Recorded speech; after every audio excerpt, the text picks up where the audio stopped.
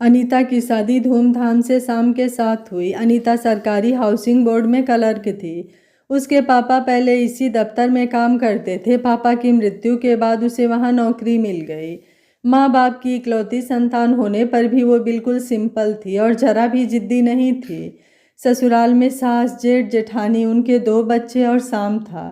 उसने बड़ा परिवार देखकर ही शादी के लिए हाँ की थी। शादी के बाद साल कैसे बीता पता ही नहीं चला। ससुराल में भी सब उसे बहुत प्यार करते थे, सास, जेठ, जेठानी सभी। जेठ के बच्चे तो उसके ऑफिस से आते ही उसके पीछे लग जाते, चाची ये, चाची वो।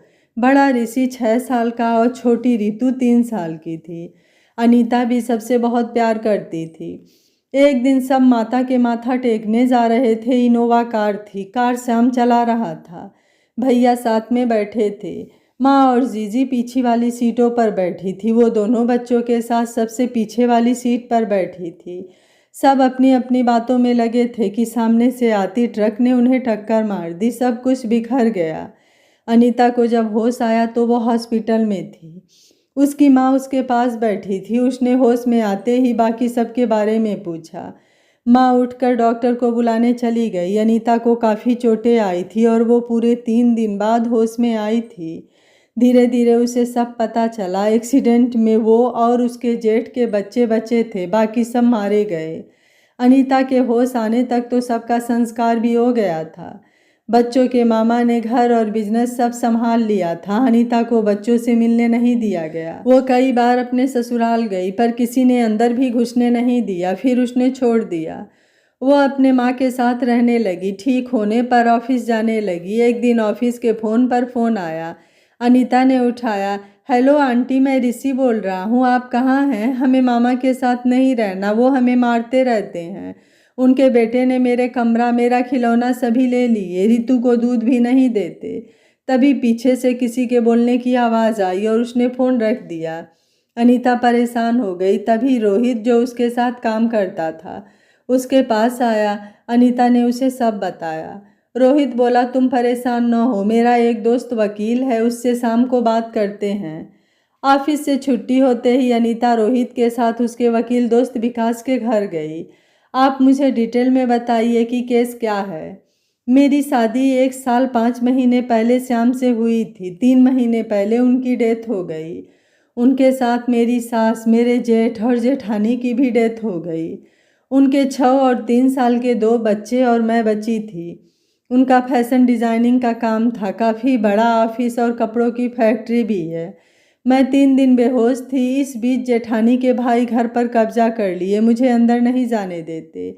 आज बच्चों का फ़ोन आया कि मामा तंग करते हैं, हमें ले जाओ। आप ही बताइए मैं क्या करूं? देखिए, आपको घबराने की ज़रूरत नहीं है। उस घर और बाकी सब पर आपका अधिकार है।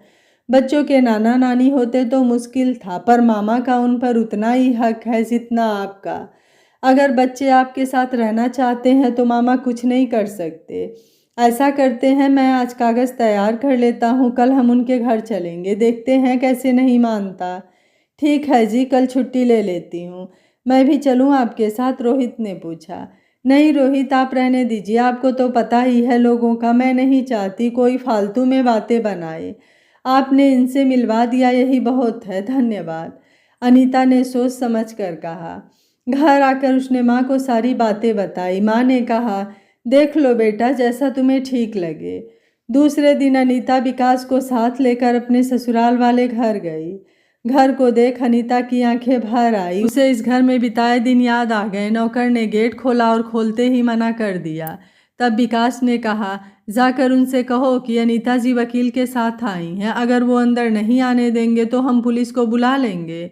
नौकर ने अंदर जाकर बताया तो बच्चों की मामी भागी भागी आईं। अरे बेवकूफ़, तुझे पता नहीं है ये अनीता है, ऋषि की चाची। माफ़ करना, नए नौकर है ना, इन्हें पता नहीं है। आइए बैठिए, ये काम पर गए हैं, मैं फ़ोन कर देती हूँ, आ जाएंगे। ऋषि और ऋतु कहाँ हैं?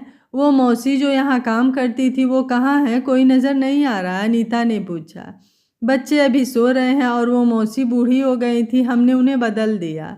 अनीता उठकर ऋषि के कमरे में गई। मामी का बेटा वहाँ खेल रहा था, जो करीब 17-18 साल का था। फोन पर गेम खेल रहा था। अनीता ने उससे ऋषि के बारे में पूछा। आप मम्मी से पूछिए यहाँ मेरे पास क्या करने आई हैं, उसने फोन से आंख उठाए बिना ही कहा। तभी मामी जो पीछे थी बोली, देखिए अनीता जी, वो क्या है ना कि ऋषि और ऋतु तो अभी छोटे हैं, हमारा बिक्की बड़ा है, इसे अलग कमरे की ज़रूरत ज़्यादा थी, उन्हें फ़िलहाल दूसरे कमरे में रखा है। विकास पीछे पीछे चोरी से वीडियो बना रहा था। ऋषि और ऋतु को छोटे से कमरे जो इनका पूजा घर था उसमें रखा हुआ था। दोनों चुपचाप बेड पर बैठे थे। मामी को देखकर ऋषि ऋतु से लिपट गई। उनके चेहरे का डर बता रहा था कि उन्हें यहाँ कैसे रखते हैं। जैसे ही अनीता कमरे में आई तो दोनों भागकर उससे लिपट गए। अनीता ने दोनों को गले लगा लिया। दोनों जोर जोर से रोने लगे।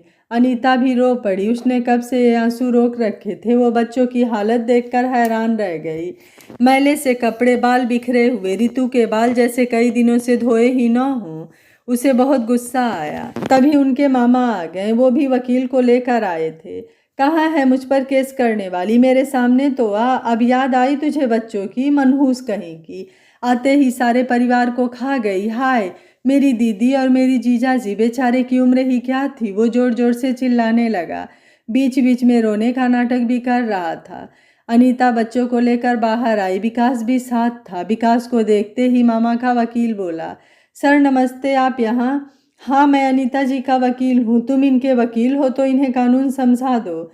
इनका इस घर और जायदाद पर कोई हक नहीं है। और रही बच्चों की बात तो वो जिसके साथ रहना चाहेंगे उन्हें सौंप दिए जाएंगे। विकास ने सोफे पर बैठते हुए कहा, जी सर आप बिल्कुल ठीक कह रहे हैं, मैं इन्हें यही कह रहा था। ऐसे कैसे कुछ नहीं है हमारा, हमने उनके संस्कार के बाद से जो इतना खर्च किया है उसका क्या, जो इतने दिन से बच्चों को खिला पिला रहे हैं उसका क्या। आप आज जाकर मालिक बन गए। मामा फिर से बोला, ठीक है तुम्हारा जितना खर्चा आया है बता दो, तुम लो और यहाँ से जाओ, अगर नहीं तो हम कोर्ट द्वारा ले लेंगे। अनीता ने कहा, ठीक है हमें लंबे चक्करों में नहीं पड़ना, आप कुल मिलाकर 50 लाख दे दो। मामा बोला, 50 लाख? आपका दिमाग ठीक है? मेरे ख्याल से संस्कार पर 10 लाख खर्च हुआ होगा और 1 लाख बच्चों की देख रेख का, समझो तो कुल मिलाकर 11 लाख बनता है, वो भी ज़्यादा है। विकास ने कहा, देखिए ऐसा मत कीजिए, आपके पास कौन सी कमी है, हमारा तो घर बिक गया संस्कार के खर्चे में, हमने सोचा कि यहीं रह लेंगे सो बेच दिया, अब हम जाएंगे कहाँ। मामा मगरमच्छ के आंसू रोने लगा। अनीता ने कुछ सोचकर बोला, हम आपको 30 लाख दे देंगे, इसके बाद आपका इस घर और बच्चों से कोई लेना देना नहीं होगा। अनीता की बात सुनकर बच्चों का मामा सोच में पड़ गए। फिर बोले, चलो ठीक है, हम गरीब और कर भी क्या सकते हैं। उन्होंने 30 लाख में समझौता कर लिया। अनीता को पहले ही पता था कि वो लालची लोग हैं। बच्चों से उन्हें कोई मतलब नहीं है, उन्हें बस पैसा चाहिए। इस मुसीबत से निकलने के बाद अनीता को बिजनेस देखना था। अब वो ऑफिस से रोज़ रोज़ छुट्टी नहीं ले सकती थी, सो उसने नौकरी छोड़ दी। अनीता ने चावला अंकल, जो उसके ससुर के पुराने वफादार थे और उनकी फैक्ट्री संभालते थे, उनसे बिजनेस के बारे में सीखा। धीरे धीरे वो सब सीख गई। उसका स्टाफ सारा ही वफादार था, सब पुराने वर्कर थे, सब इसके ससुर, पति और जेठ के रखे हुए थे, सब एक परिवार की तरह काम करते थे। अनीता ने अपने मायके वाले घर को किराए पर दे दिया और अपनी माँ को ससुराल वाले घर में ले आई। इससे वो माँ और बच्चों दोनों का ख्याल रख सकती थी। समय बीतता गया, बच्चे भी स्कूल जाने लगे। अनीता की माँ भी अनीता को शादी के लिए कहती कहती बीमारी के बाद चल बसी थी। अब अनीता को बच्चों को अकेले संभालना था। सब जानकार उसे शादी करने को कहते थे पर वो मना कर देती थी। बच्चे उसे चाची माँ कहते थे। वो उन्हें देखकर जीती थी। वो शाम के समय बिताए दिनों को याद करती रहती। बेशक ही ज़्यादा देर नहीं रहे वो, पर श्याम ने उसे बहुत प्यार दिया था। उसे ऋषि में शाम की झलक दिखती थी। ऋषि और ऋतु अनीता को बहुत मानते थे। ऋषि आगे की पढ़ाई के लिए अमेरिका जाना चाहता था। अनीता पहले तो उसे देर भेजने से डरती थी, फिर ऋषि की जिद के आगे उसे झुकना पड़ा। ऋषि के जाने के बाद वो इतने बड़े घर में अकेली रह गई थी। अनीता जितना भी काम में व्यस्त होती थी, पर वो ऋतु की हर एक बात का ख्याल रखती, जैसे बचपन में रखती आ रही थी। कुछ दिनों से अनीता को ऋतु में बदलाव लग रहा था। वो थोड़ी चिड़चिड़ी हो गई थी। अनीता किसी बात पर टोकती तो वो पलटकर जवाब दे देती कि मैं कोई छोटी बच्ची नहीं हूँ। ऐसे ही एक दिन ऋतु बाजार से छोटे छोटे कपड़े खरीद लाई। अनीता ने कहा, ये क्या बेटा, इतने छोटे छोटे कपड़े अच्छा नहीं लगते, बदल कर दूसरे ले आओ। हद हो गई, आप हर बात पर मुझे टोकती रहती हैं। आपको क्या पता कॉलेज में लड़कियां इससे भी छोटे कपड़े पहनती हैं। देखो रितु, आजकल तुम मेरी कोई बात नहीं मानती, मैं तुम्हारे भले के लिए ही कह रही हूँ। आप मुझे कहने वाली कौन हैं? हमारे ही घर में रहकर हमारे पैसे खाकर हम ही पर रौब जमाती हैं। पहले मैं बच्ची थी, मुझे पता नहीं था, पर अब मैं बड़ी हो गई हूँ। अगले सोमवार को मैं 18 की हो जाऊंगी। आप हमारी कंपनी मुझे दे दीजिए, मैं संभाल लूँगी, रिति बोल कर चली गई। अनीता उसे जाते हुए देखती रही। वो चक्कर खाकर गिर गई। अनीता को होश आया तो वो हॉस्पिटल में थी। चावला जी उसके पास थे। मैं यहाँ कैसे, क्या हुआ मुझे, रितु कहाँ है? अनीता ने आसपास देखते हुए पूछा। देखिए, इनसे ज़्यादा बात मत कीजिए, इनका बीपी बहुत बढ़ गया था, जिस वजह से ये बेहोश हो गई थी। इन्हें किसी भी तरह का स्ट्रेस न लेने दो, डॉक्टर ने समझाया। चावला अंकल ने ओके में सर हिला दिया। उन्होंने अनीता को शांत कराया। अनीता को रितु की बातें याद आ रही थी। उसने समझ नहीं आ रहा था कि रितु कब बदल गई। वो कल तक तो उसकी हर बात मानती थी। नहीं, ये मेरा ही कसूर है, मैं उसे समय नहीं दे पाई। सोचते सोचते वो सो गई। रितु घर में आराम से गाना सुन रही थी। चावला अंकल ने फ़ोन किया। अनीता को होश आ गया है, तुम्हें याद कर रही थी, अगर हो सके तो मिलने आ जाओ। उनसे मुझे क्या, बिना बात के टोकती रहती हैं। अब बीमार हो गई तो वो इल्ज़ाम भी मुझ पर लगा दिया। मुझे नहीं मिलना किसी से, कहकर रितु ने फ़ोन कट कर दिया। चावला जी भी हैरान हो गए। रितु ऐसी लड़की नहीं थी, पर उन्होंने अनीता को कुछ नहीं बताया। ये कोई नहीं जानता था कि जब से ऋषि बाहर गया, अनीता कंपनी में बिजी हो गई, तब मौका देखकर मामा ने रितु से मिलना शुरू कर दिया और उसे अनीता के खिलाफ कर दिया था। रितु नासमझ थी। उसे लगा मामा इसकी मम्मी के भाई हैं, झूठ क्यों बोलेंगे, और वो उनकी बातों में आ गई। इधर रितु चावला जी के फ़ोन के बाद मामा को फ़ोन किया। हेलो मामा जी। अरे मेरा बेटा, और सुनाओ क्या हाल है? मामा जी, आप ठीक ही कह रहे थे, चाची ने सच में मुझे पैसे खर्च करने पर डांटा। मैंने भी पलटकर जवाब दे दिया कि वो होती कौन है मुझे टोकने वाली। बात है अब हॉस्पिटल में पड़ी हैं ड्रामा करके। हाँ, उनका तो काम ही यही है। मैंने बताया था ना, जब एक्सीडेंट हुआ तो सारा काम मैंने ही देखा, तुम दोनों को भी मैंने ही संभाला। इसने 3-4 महीने पूछा तक नहीं, फिर वकील को लेकर मुझे धमका दिया। मैं गरीब नहीं लड़ पाया उससे, मामा ने रोते हुए कहा। कोई बात नहीं मामा जी, अब मैं सारा हिसाब लूँगी। भैया को तो उन्होंने अपने बस में कर रखा है, पर मैं अब इनकी बातों में नहीं आती। मैं इनसे अपना सब कुछ वापस लेकर रहूँगी। ये हुई ना मेरी बेटी वाली बात। ये जब से शादी करके आई थी ना, तब से तेरे दादा दादी, तेरे पापा और तुम दोनों को अपने बस में कर लिया था। मेरी दीदी बेचारी मेरे पास इतना रोती थी, कहती थी कि अनीता ने पता नहीं क्या जादू कर दिया है, मुझे कोई पूछता ही नहीं, हर कोई बस उसके ही गुण गाता रहता है। आप चिंता मत कीजिए मामा जी, अब सब ठीक हो जाएगा, रितु ने कहकर फ़ोन रख दिया। वो अपनी माँ की तस्वीर के आगे आकर सोचने लगी। माँ, मुझे अफसोस है कि मैं अब तक उसी की बातें मानती रही जिसने आपके साथ ऐसा किया। अनीता 2 दिनों बाद घर आ गई। रितु उसे घर में भी मिलने नहीं आई। अनीता खुद ही उससे मिलने उसके कमरे में गई। आज रितु का 18वां जन्मदिन था। अनीता ने उसे बधाई दी। रितु ने थैंक्स कहकर उससे कहा, मैंने घर में शाम को पार्टी रखी है, आप भी आइएगा।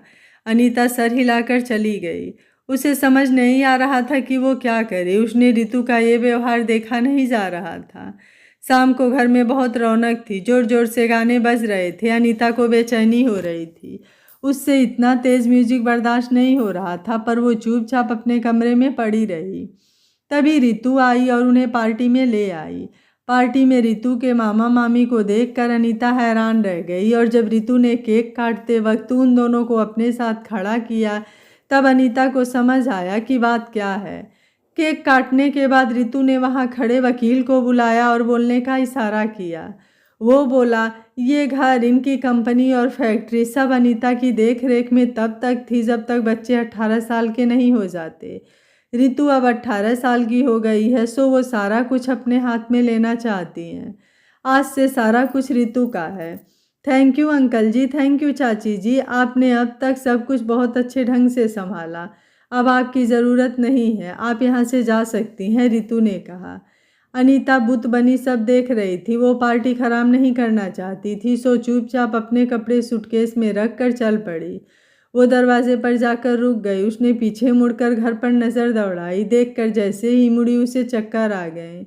वो गिरने ही वाली थी कि किसी ने उसे पकड़ लिया और कसकर गले लगा लिया। चाची माँ, आपने मुझे क्यों नहीं बताया? ऋषि मेरा बेटा, तू आ गया बेटा, अनीता ने धीमी आवाज़ में कहा। भैया आप कब आए? रितु ने हैरानी से पूछा। मैं तो तुझे सरप्राइज़ देना चाहता था, पर तूने तो मुझे ही इतना बड़ा सरप्राइज़ दे दिया। मैंने सपने में भी नहीं सोचा था कि चाची का ये हाल करोगी। शर्म नहीं आई तुझे? भैया तुम्हें पता नहीं है चाची ने क्या क्या किया है। इन्होंने मेरा जीना मुश्किल कर दिया था। 1 रुपया भी इनसे मांग कर लेना पड़ता, फिर उसका भी हिसाब दो। कहाँ जा रही हो, क्यों जा रही हो, सब हिसाब मांगती थी। ये तो हद ही है, हमारे ही पैसे और हमें ही मांग कर लेने पड़ते हैं। शट अप, एक और लफ्ज़ कहा न तो। तुम जानती भी क्या हो इनके बारे में? अगर ये न होती तो मामा ने हमें नौकर बनाकर रख दिया होता। ये आ गई तो इन्होंने हमें बचा लिया। ये मामा जिसकी बातें सुनकर तू इन्हें बोल रही है, ये उस वक्त मुझसे सारा काम करवाते थे। तू छोटी थी सो तुझे कुछ पता नहीं है। नहीं, ऐसा नहीं है। अगर ये ऐसी नहीं है तो इन्होंने सारी जायदाद अपने नाम क्यों कराई? क्यों सारे अकाउंट्स अपने हाथ में रखे? रितु गुस्से में बोली। किस घर की बात कर रही है तू पगली? इन्होंने यही घर नहीं बल्कि इनका घर भी हमारे नाम कर दिया है। इतने साल हो गए पर हमारे कारण इन्होंने शादी भी नहीं की। ये चाहती तो आधा हिस्सा लेकर आराम करती, पर इन्होंने ऐसा नहीं किया। रितु को जैसे सांप सूंघ गया। उसकी समझ में नहीं आ रहा था कि क्या हो गया। उसने मामा जी की तरफ देखा। उसे पता नहीं चला। मामा जी और मामी जी तो कब से यहाँ रफ्फू चक्कर हो गए थे। भैया आप सच कह रहे हैं ना? वो दौड़कर उनके पास आई और उसने अनीता का हाथ पकड़ते हुए माफ़ी मांगी। अनीता ने कुछ कागज़ रितु को पकड़ाते हुए कहा, ये ले तेरा जन्मदिन का तोहफा। रितु ने खोल कर देखा तो उसमें बैंक ATM कार्ड्स थे और एक पर्ची थी जिस पर कोड लिखे थे। रितु देखती ही रह गई। उसने सब अनीता के हाथ में रखते हुए कहा, मुझे माफ़ कर दो चाची माँ। अनीता ने मुस्कुराते हुए दोनों को गले से लगा लिया। आशा है यह कहानी आपको ज़रूर पसंद आई होगी। वीडियो पसंद आया है तो वीडियो को लाइक, शेयर एंड चैनल को सब्सक्राइब कर लीजिएगा। Thank you for watching. मिलते हैं अगली कहानी।